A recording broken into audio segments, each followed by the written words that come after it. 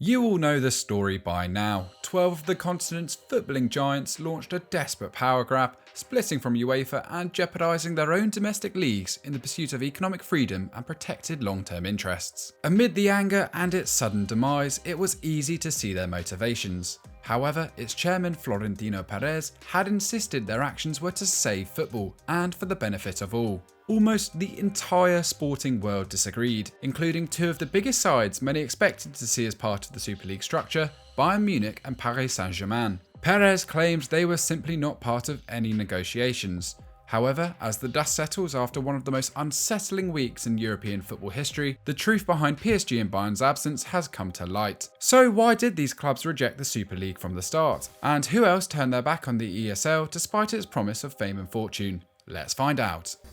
Even if most Bundesliga sides wanted to join the European Super League, ownership regulations would have made that process incredibly difficult to navigate. In Germany, football teams have historically been not-for-profit organisations run by members' associations. In 1998 that changed when private ownership was finally given the green light. However, in order to keep controlling interest with the fans, any private shareholder stake was capped at 49%. Today, this is known as the 50+1 rule, which has been credited for low ticket costs, heightened fan engagement, and the healthy accounts of most bully sides. Only in 2018, the German fans successfully lobbied to scrap Monday Night Football, showing the impact they can have. Bayern Munich is a prime example of the 50+1 rule in action. As of 2019, Dortmund boasts around 290,000 members who annually pay between 20 and 60 euros for the right to have their say in the club's operations. Meanwhile, major corporations including Adidas, Audi and Allianz Insurance complete their ownership portfolio. So even if these industry giants wanted to join the Super League,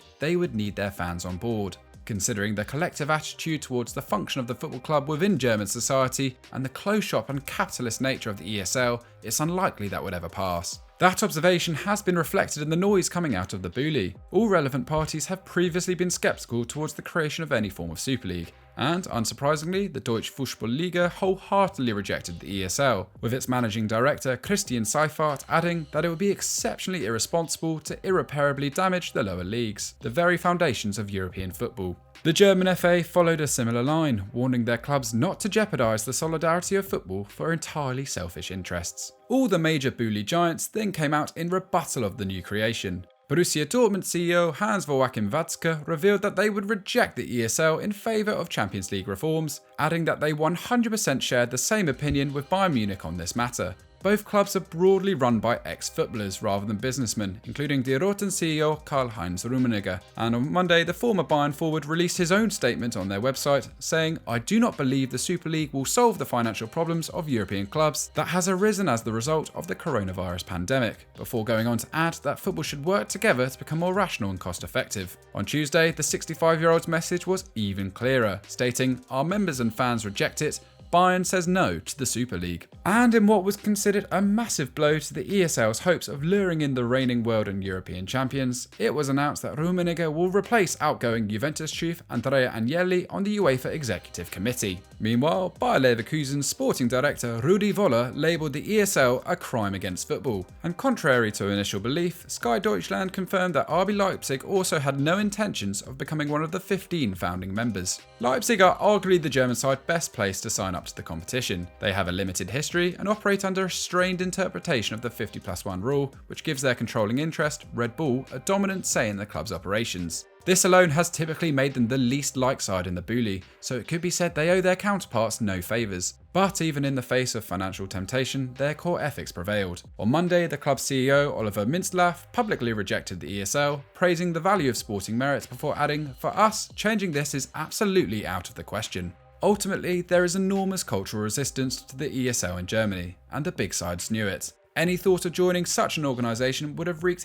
havoc on their homogenous fanbase, who in the Deutsche football system continue to come first. As Hans-Joachim Watzke once said, "A German fan traditionally has close ties to his club, and if they feel they're no longer being treated as a fan but as a customer, will have a problem." The ESL was nothing more than a commercial smash and grab that spat in the face of those values.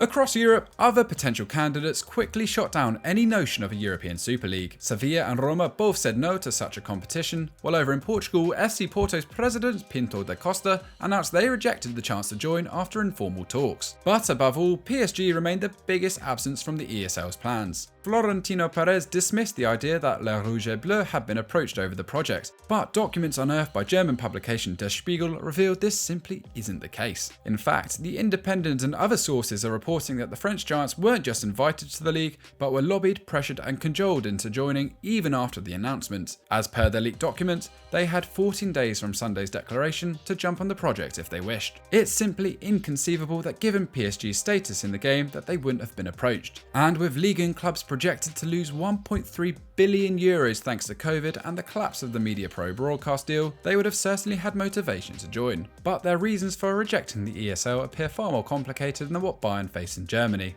A lot of it has to do with their Qatari ownership, and in particular PSG's president Nasser al-Khelaifi. The 47-year-old serves on UEFA's executive committee and holds a strong relationship with its own president, Alexander Seferin. Such is his high regards in the sport. Following Agnelli's departure as the head of the European Club Association, al-Khelaifi was lobbied by a number of clubs to take his place, and on Wednesday his appointment was confirmed. Initially, it had appeared that the Qatari businessman didn't want the role, leading some to believe he wasn't fully closing the door on the ESL. However, on Tuesday he doubled down on his opposition to the league, telling press, "We will continue working with UEFA. PSG have the firm belief that sport is for everyone. I'm here to stand with people who love football." Nicely spoken, but that's not all. Al-Khelaifi is also chairman of beIn Media Group, one of the Arab nation's biggest broadcasters. According to Bloomberg, beIN Sport agreed to pay the lion's share of a €375 million per year deal for the French Champions League rights between 2021 and 2024.